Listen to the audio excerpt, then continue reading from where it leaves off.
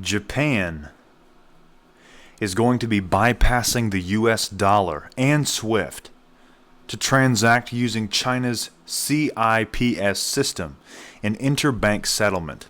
Ever since China began to duplicate Western financial institutions starting in 2013, more and more nations have begun articulating towards the East and away from dollar hegemony. And one of the most important of these new infrastructures is the Chinese CIPS platforms, which functions for the RMB the same way SWIFT does for the dollar.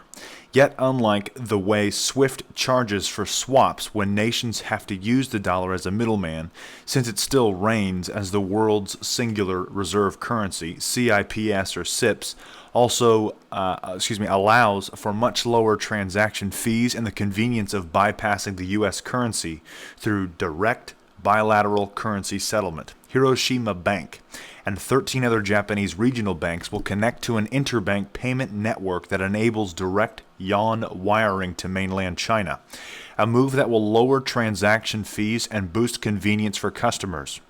As the world continues to reject the dollar and the old financial model of a singular reserve currency, more countries are seeing the benefits of transacting in a bilateral environment.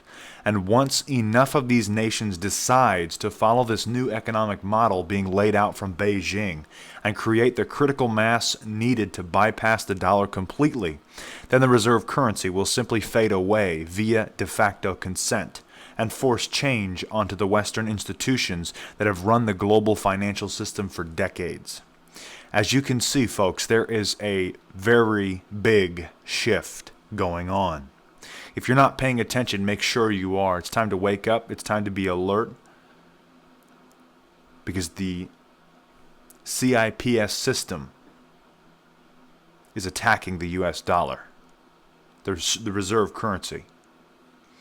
Now, of course, when these two shift, or when it switches, you can expect shockwaves all over the world.